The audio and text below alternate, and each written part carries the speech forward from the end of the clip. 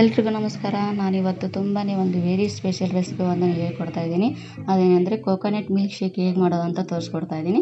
ಅದಕ್ಕಿಂತ ಮುಂಚೆ ಯಾರು ನನ್ನ ಚಾನಲನ್ನು ಸಬ್ಸ್ಕ್ರೈಬ್ ಆಗಿಲ್ಲ, ಇಲ್ಲಿ ಕಾಣೋ ಬಟನ್ ಮೇಲೆ ಪ್ರೆಸ್ ಮಾಡಿ ಸಬ್ಸ್ಕ್ರೈಬ್ ಆಗಿ ಸಪೋರ್ಟ್ ಮಾಡಿ. ಬನ್ನಿ ಇವಾಗ ಹೇಗೆ ಮಾಡೋದು ಅಂತ ನೋಡೋಣ. ನೋಡಿ, ನಾವು ಇವಾಗ ಎಳ್ನೀರು ಕುಡಿದ್ಬಿಟ್ಟು ಅದನ್ನೇ ಬಿಸಾಡಿ ಬಿಡ್ತೀವಿ. ಅದರಲ್ಲಿರೋ ಕೊಬ್ಬರಿನ ತಿನ್ನೋಕ್ಕೆ ಇಷ್ಟಪಡೋಂಗಿಲ್ಲ.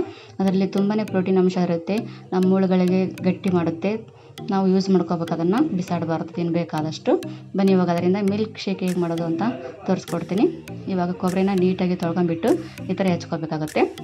ನೋಡಿ, ಹೆಚ್ಕೊಂಡು ನೀಟಾಗಿ ತೊಳ್ಕೊಂಡಿದ್ದೀನಿ. ಇವಾಗ ಅದನ್ನು ಜಾರಿ ಹಾಕ್ಕೊಳ್ಳೋಣ.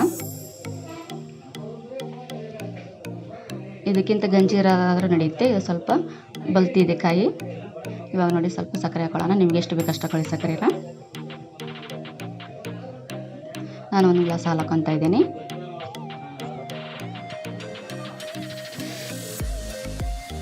ಇವಾಗ ಸ್ವಲ್ಪ ಒಂದು 2 ಏಲಕ್ಕಿ ಹಾಕ್ಕೊತಾ ಇದ್ದೀನಿ. ಐಸ್ ಕ್ಯೂಬ್ ಹಾಕ್ಕೊತಾ ಇದ್ದೀನಿ. ಸಿಂಪಲ್ಲಾಗಿದೆ, ತುಂಬಾ ಟೇಸ್ಟಾಗಿರುತ್ತೆ, ತುಂಬಾ ಆರೋಗ್ಯಕ್ಕೆ ಒಳ್ಳೆಯದು. ಇವಾಗ ಇದನ್ನು ನೀಟಾಗಿ ರುಬ್ಕೊಂಬರೋಣ. ನುಣ್ಣಗೆ ರುಬ್ಬಕ್ಕಾಗತ್ತೆ, ಅದು ಇಲ್ಲಾಂದರೆ ಕೊಬ್ಬರಿ ಆಗಿ ಉಳ್ಕೊಂಬಿಡುತ್ತೆ. ಅದಕ್ಕೋಸ್ಕರ ನುಣ್ಣಗೆ ರುಬ್ಬಬೇಕು. ಇವಾಗ ನೋಡಿ, ರುಬ್ಕೊಂಡಿದ್ದೀನಿ, ನೀಟಾಗಿ ಬಂದಿದೆ.